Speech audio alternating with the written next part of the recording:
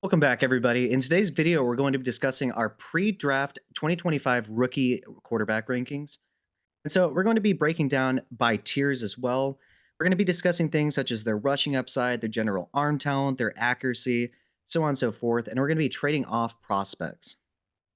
Yeah, so like you said before, we're going from F tier to S tier. So we're going to be discussing the guys that we felt the least strong about, and then we're going to go all the way up into our QB1, which some of you probably aren't going to be super surprised about.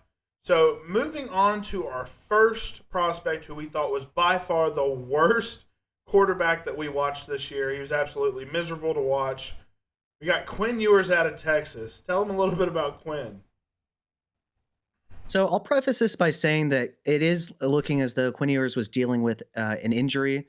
And so this perhaps could have affected his play, but nonetheless, what we saw on tape was absolutely terrible. He has, in our opinion, based on what we saw in film, the worst arm talent in the entire class. I don't think it's particularly close. As far as his accuracy, he's fine in the short area of the field, although his ball placement is very erratic. And the intermediate area of the field, it's also among the worst in the class. Same thing applies there with the ball placement. And as far as throwing deep, he single handedly managed to prevent Golden and Bond from reaching 1,000 yards. That is a feat that is impressive, to be honest with you. Now, as far as his rushing upside goes, it's pretty minimal. But I will say, I did see him scramble faster on a scramble than I did him trying to prevent his own pick six from being scored on him. So if that tells you anything, as far as Quinn Ewers is concerned, I would avoid him because he just does not have the rushing upside. He's probably not going to get the high end draft capital. And everything we saw in film was pretty abysmal, to be honest with you. Yeah, and with his combine, I mean, he really didn't really do much to help or hurt his draft stock. Really, he was kind of average, right? Definitely showed some of that accuracy concerns for sure. I will say Texas's offense is not quarterback friendly by any means, but I mean, I think next year when you see Arch slinging the rock, I think that my opinion will change of that. It's just the offense was just so anemic with all these short pass plays. So we didn't really get to see a lot out of Quinn Ewers in terms of the intermediate to long throws. But when we did see him, it was very underwhelming for sure. Moving on to our next guy, a guy that a lot of people aren't really going to know. It's Donovan Smith out of where is he? Houston. Okay. The next guy we're talking about is a guy that's kind of flown under the radar. It's Donovan Smith out of Houston. So there was some flashes on film with Donovan Smith. We comped him to Anthony Richardson, but less good in our opinion. Definitely has some solid arm talent. Not as good as Anthony Richardson by any means, but definitely had a pretty strong arm. Middle tier of the class. Um, we thought that his decision making wasn't necessarily great, especially once things kind of went out of structure. In terms of his accuracy, just like Anthony Richardson, he has the worst short accuracy in the class. Saw him routinely miss drag routes, out routes, things like that. These pretty routine throws, he was missing them by a lot. I mean, we saw an interception that was, I mean, maybe 3, 4 yards over his receiver's head on a drag route that led to an interception. That just can't happen. But in terms of his athleticism, though, generally pretty good. I think he's a pretty fast guy. He's not as big as Richardson, but he is, taller. I think he's 6'3", 210, I think. So he's not nearly as big as Richardson, but, has some size there. As far as his pocket awareness, it was average, right? And, I mean, there's just a lot of red flags with him. That's why he's down here in our D tier. But, if he can clean up some of that stuff, he can be maybe a Malik Willis type of starter. Yeah. And so with Donovan Smith, one issue is he takes a while to read through his progressions and he tries to lock on to his first read.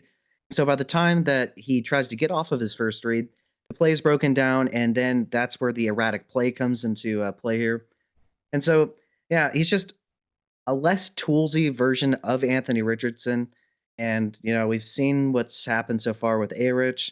So whatever chances you thought of A-Rich hitting, it's probably a lot less with this guy. Yeah, for sure. All right, moving on to our next guy. We have a surprising one at the bottom of our C tier. It's Jackson Dart out of Ole Miss. I know this kid's getting a ton of hype right now. Some people are even thinking he's a first round guy. What did you see on film with Jackson Dart? So as far as his arm talent is concerned, I think it's relatively average. But I will say, while his short accuracy isn't necessarily that great, his intermediate accuracy in terms of the uh, 10-yard outs and the dig routes over the middle of the field is pretty good. Like you said, he's been getting a little bit of draft hype. Now, as far as his pocket awareness, it's not very good, to be honest with you. So I think, if he were to go to a spot where he's expected to start anytime soon, we would need him to have a good offensive line. Otherwise, there could be some trouble. Now, as far as his rushing upside, it's fine, but it's not like some of these guys like Milrow that we'll be talking about later. But as far as his accuracies is concerned, it's also decent on the run. It's, maybe the third to fourth best in the class if I had to estimate. So there's a lot to like about him, and especially if he does get that first round draft capital for sure. But just understand that there is quite a bit of risk with him, especially if he does not get that first round draft capital. Yeah, and like you said about the pocket awareness, I thought his play out of structure was a little underwhelming. Obviously, if you look at the rushing totals and things like that, on QB designed runs, he seemed pretty effective sometimes, but not all the time.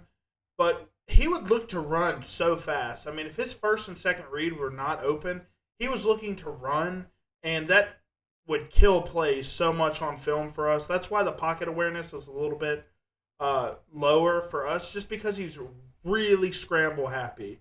And he's not necessarily the greatest athlete in order to do that, especially at the NFL level. But like you said, I think the intermediate areas of the field are the most important for the NFL. So that will translate well if he's able to, you know, get a little bit of time in the pocket before he gets scramble happy. All right, so moving on to our next guy, another surprising one. Some people's QB1 in the class. We have Shadir Sanders out of Colorado. So if you watch the breakdown for Shadir Sanders, you'll know some of what I'm saying is kind of regurgitated from that video. He is probably the most accurate quarterback in the class. I will not disagree with anybody that says he is the most accurate quarterback in the class. I think that's for our QB2, but we'll talk about him later.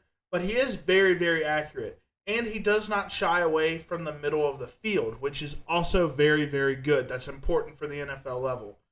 In terms of his processing, I thought it was very, very good for the most part. Very good at processing through his reads relatively quickly, making the right reads for the most part. I didn't see too many bad reads on film, but he does have some. And in terms of the arm talent, I don't think anybody's saying Shadir Sanders has a cannon by any means. And we didn't see that cannon on film at all. So that's not, a surprise. But in terms of his pocket awareness, this is something that killed both of us the most on film. He is a prototypical pocket passer, which means he's going to have to operate within the pocket.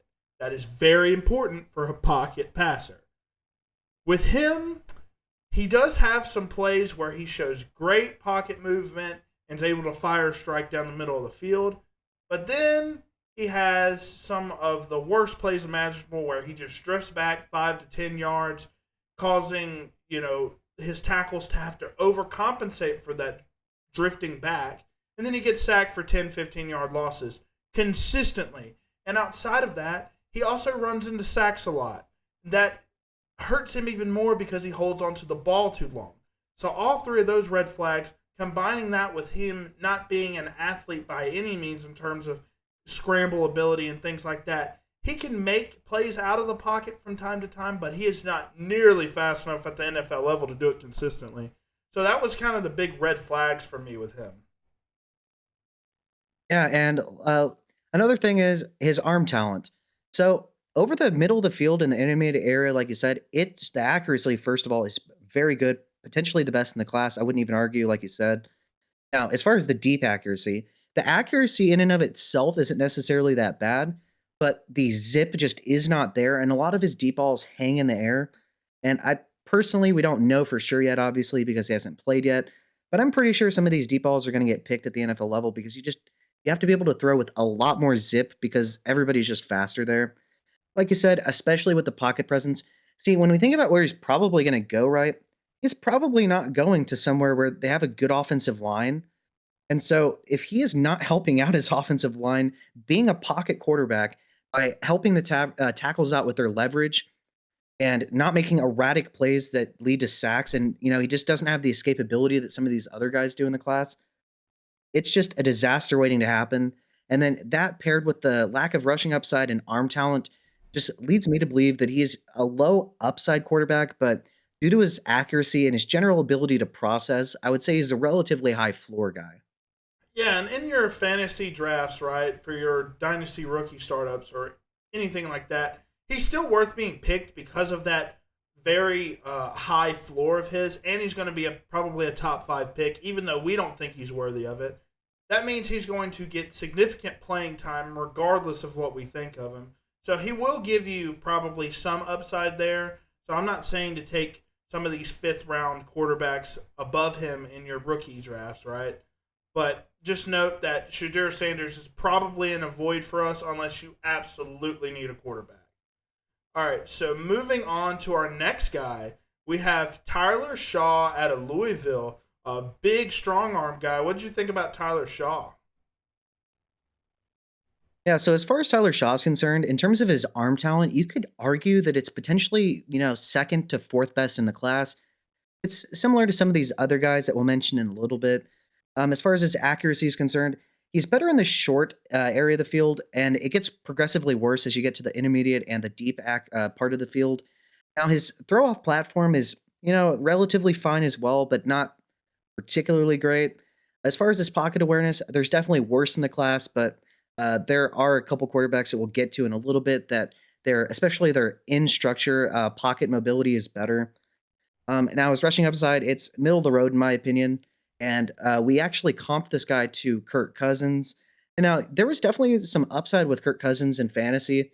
If Shaw happens to be able to start, his draft capital is probably not going to be that great. So it's probably longer odds than some of these guys that we'll mention in a little bit.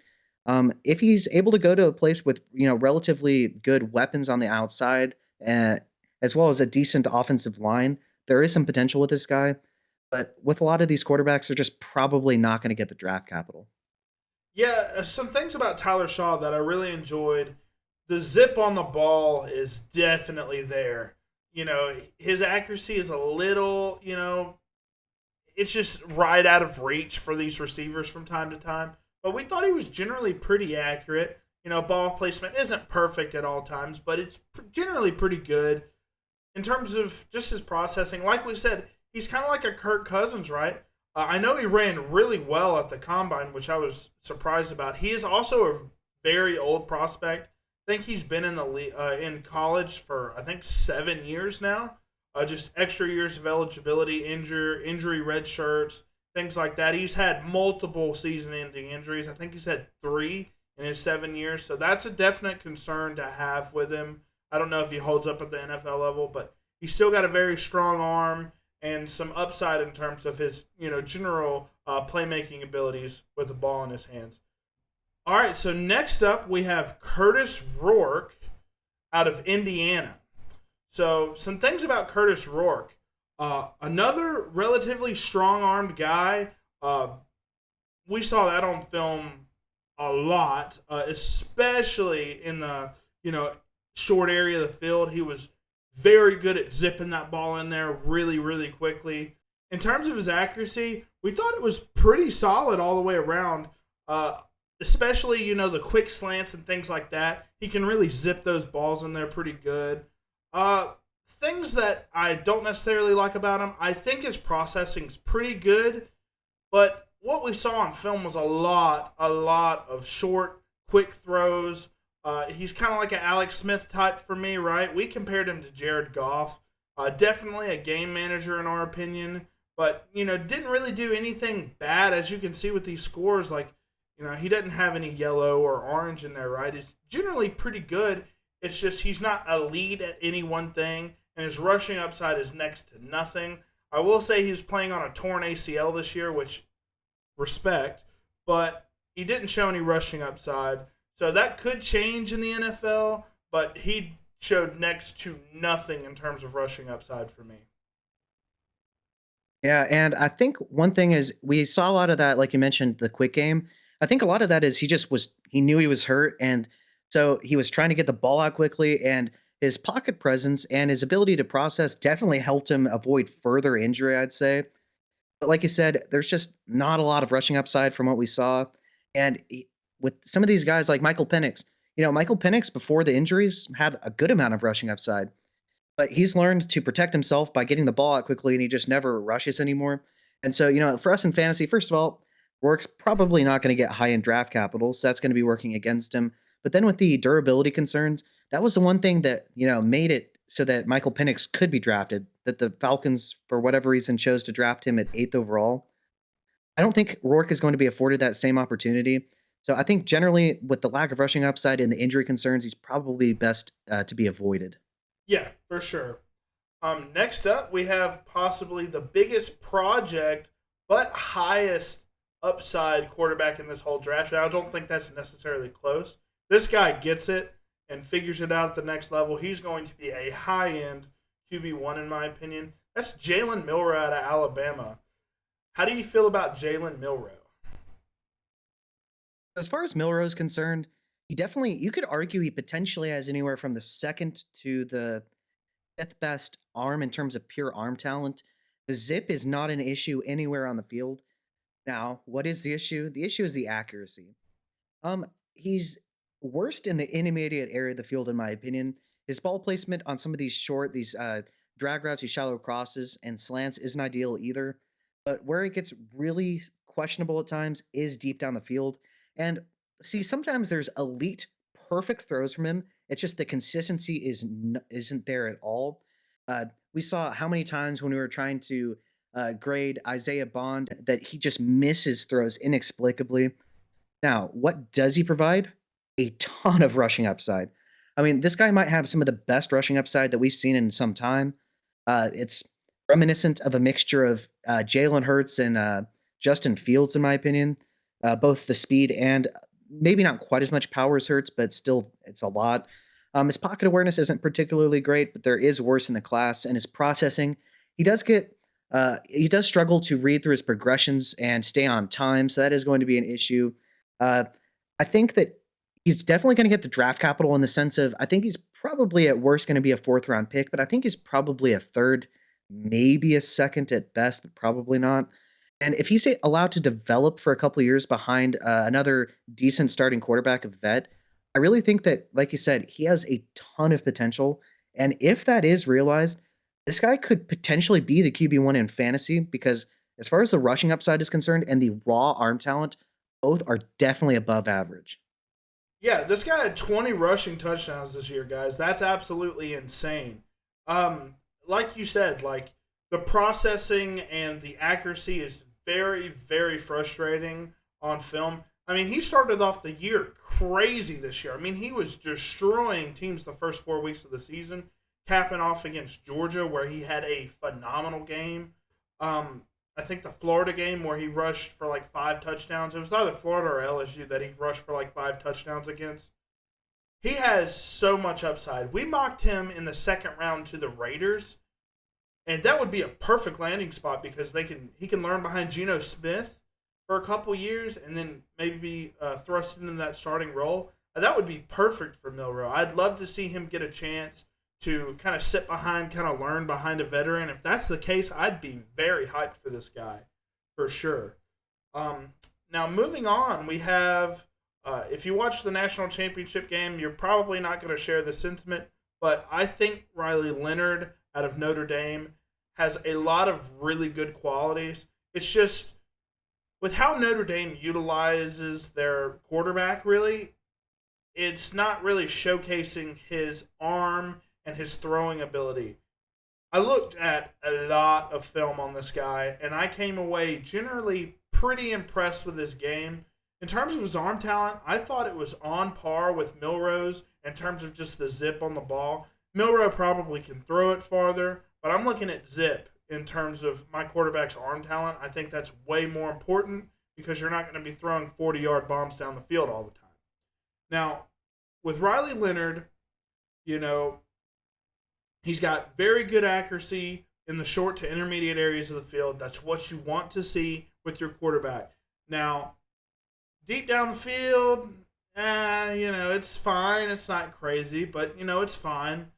In terms of his processing, I will say Notre Dame, they run the ball a ton. They run with Riley Leonard. They run with their running backs, right?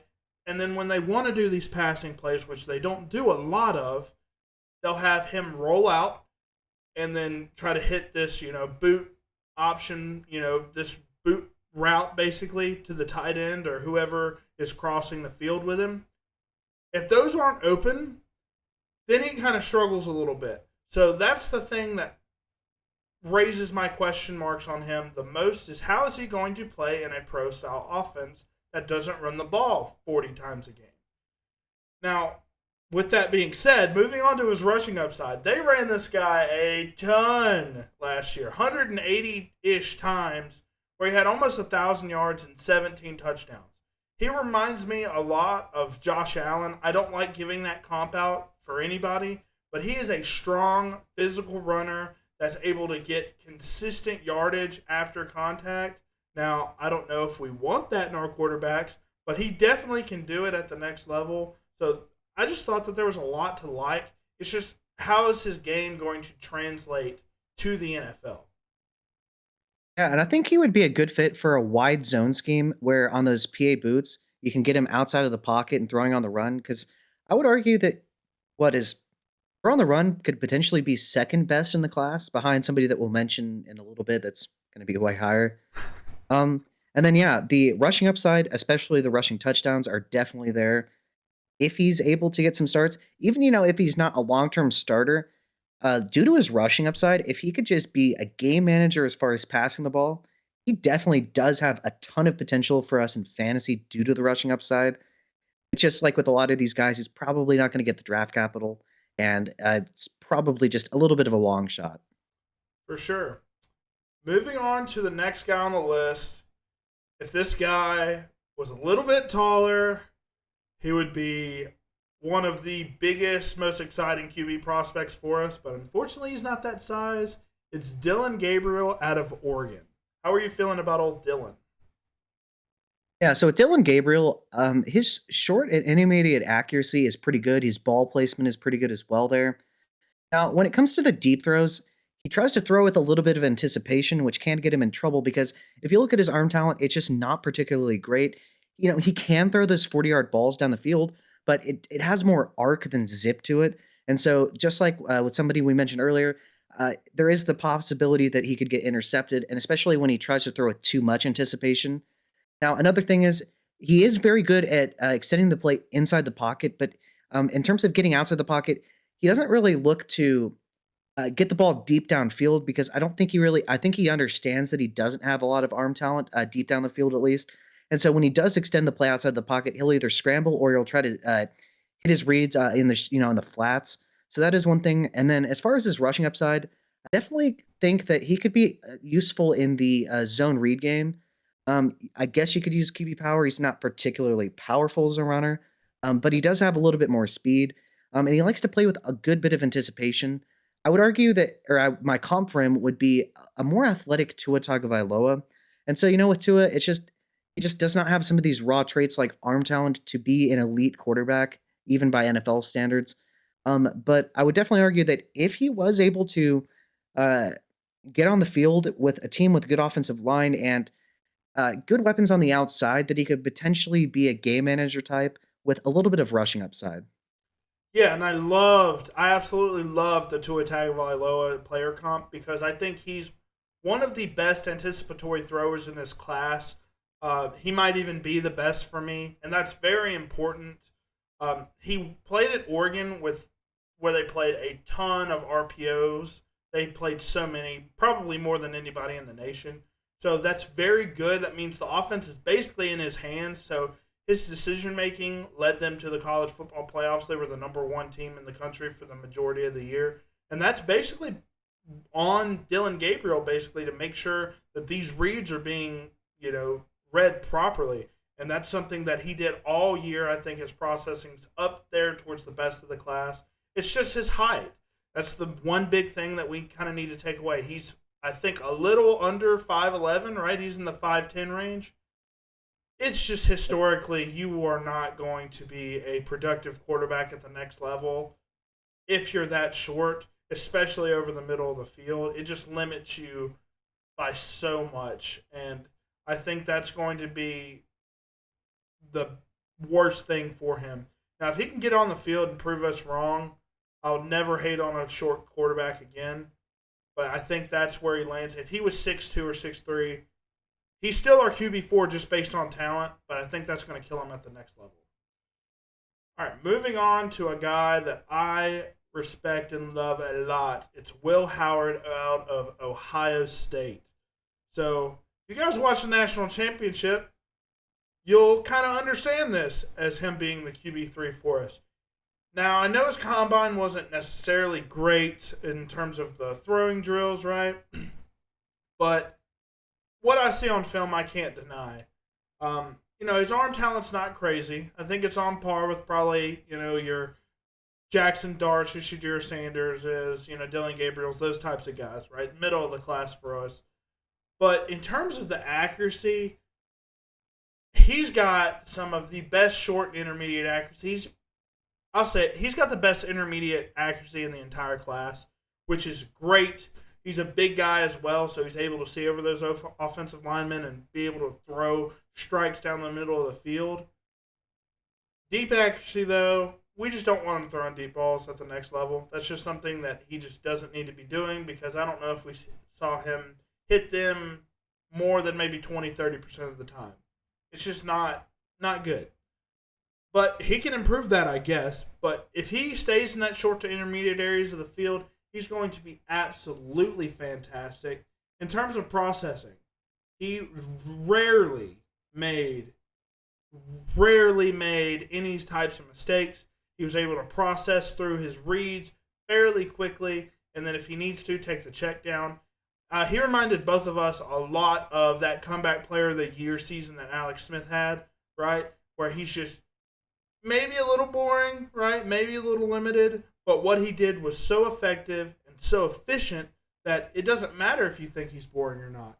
So I think Will Howard's going to be one of those sneaky third, fourth round picks. Maybe he sneaks into the second. I don't know. I doubt it. I think he'll be a third or a fourth for sure. But there's so much to like. And, they used him in the QB power game too. He's a big guy and he's able to rush, through for these QB powers and get, these first downs and things like that. Maybe even use them on the goal line. But like you said, with these third, fourth round picks, it's just kind of rough to get on the field. But if he's able to get an opportunity, he'll be able to probably, have some effective games in terms of, fantasy. Yeah, and I would argue that he potentially has the best footwork in the class. He resets for every read, and he combines that with good pocket awareness to be able to not get sacked and then be able to get the ball out, which is a big strength to his game. As far as the rushing upside, I will say it takes him a second to get going, so his acceleration isn't particularly great, and I do think that's going to hurt him against edge rushers that use speed. But if he is able to get to the outside, once he gets going in a straight line, he actually is quite fast. And then, like you said, he's definitely an asset in the QB run game. So if he is able to get his find his way to the field, he definitely could be that game manager with a lot of rushing upside, which for fantasy we would be stoked to have. For sure. Moving on to the next guy on the list, I think he's our most excited in terms of how excited we are for a quarterback. I think he is number one on that list for us. It's Kyle McCord out of Syracuse. Probably the biggest boom or bust quarterback in this draft class. Definitely we think he's more boom than bust. He just has to get on the field, right? So tell us what you think about Kyle McCord. Yeah, so for Kyle McCord, he has the best arm in terms of pure arm talent in the class. The velocity with which he throws is tremendous, and that is on all three levels of the field. He can throw He has the ability, in my opinion, to throw those Justin Herbert cross-hash throws deep down the field. It's incredible. His arm talent, both in the short, intermediate, and deep area of the field, is pretty good, and he throws with zip deep down the field. Now, as far as his processing, in terms of his pre-snap processing, generally does have a good understanding of where the blitzers are coming from. He can extend the play inside and outside the pocket with violent movements and helping out the leverage of his tackles. Now, an issue that he does face is when he guesses incorrectly in terms of where the pressure is coming from. He does make some very erratic throws, disastrous plays, Will Levis like plays. And another thing is he understands that he has the arm talent that he possesses. So I think I'd be hard pressed to find a quarterback that believes in himself more than McCord does in terms of just throwing the ball recklessly at times. So there's definitely the big boomer bust component, like you said, with McCord. I liken him a lot to a combination of Matt Stafford, Baker Mayfield, and Sam Darnold, all wrapped up into one. Um, as far as the rushing upside, it's really just not there. He's not very fast. He's going to be more of your Baker Mayfieldy type, but maybe not even quite as fast as Baker Mayfield. But nonetheless, I think in terms of if he is like able to, like you said, get on the field with decent enough draft capital, I think that he does have a lot of potential. And if he were to go to a spot with a good offensive minded head coach, I definitely think that his max upside could be one of these Baker Mayfield like seasons that we've seen the past 2 years. And with Kyle McCord, he didn't really have that much to work with in terms of receivers. He had a decent tight end, which we'll talk about in our tight ends rankings, and a decent pass catching running back. But outside of that, he didn't really have that much to work with. So not a lot of separation, but it doesn't matter. Kyle McCord threw more tight window throws on the money accurately than any other quarterback. I said wow on film more with Kyle McCord than probably the rest of these quarterbacks on film combined. That's how much I love Kyle McCord. Now, I will say, like you said, he does have some Sam Darnold attributes with him where he just will say, oh, I'm being pressured. Let me throw this crazy throw that he thinks is there, and then it gets picked off. He is so cocky with his arm that he'll throw pretty much any throw, and he just zooms it in there, like quicker than anybody in this class by far. So there's so much to love with Kyle McCord. It's just, will he go out there and throw 4 picks like he did against Pitt, right? Or is he going to go out there and light it up at the next level? And, if he shows that Pitt performance, he's going to have, probably a short career. But if he's able to showcase what we saw pretty much for the majority of the year, he will probably be starting somewhere. That's just me. All right. Now, moving on to our QB1, I don't think it's probably a big surprise to anybody. It is Cam Ward. Now, you will notice we don't have a single quarterback in our S tier. Like we said, we don't think this is a particularly great quarterback draft class. There are some guys that we're excited about, like your Kyle McCords, your Will Howards, but they don't necessarily have the draft capital in order to boost their stock into that S tier. Now, Cam Ward does, but I just don't necessarily think any of these guys are, number 1 overall talent, right? But Cam Ward will get there just because he is a quarterback and teams need quarterbacks, right? So, what do we like about Cam Ward? Well, there's a good bit of things. In terms of arm talent, it's okay. It's on par with like your Will Howards and stuff. It wasn't anything crazy. But in terms of his accuracy, he was very accurate for the most part. Maybe his deep accuracy's okay, but he's another guy that's super cocky, right? And throws off platform better than anybody in the class. And that's not necessarily close either. I mean, you see what types of plays that this guy makes out of structure and is able to run off to the sidelines and throw across his body. Sometimes that ends in disaster. But we saw some great throws on the run with him. In terms of his processing, we thought it was relatively good towards the top of the class, right? Outside of some of those really stupid head-scratching plays that, he'd run out of bounds, throw across his body, and then get picked off. We saw that a few times. But outside of that, it was generally pretty good. Pocket awareness. I will say Miami's line was very good and gave him ample time to throw.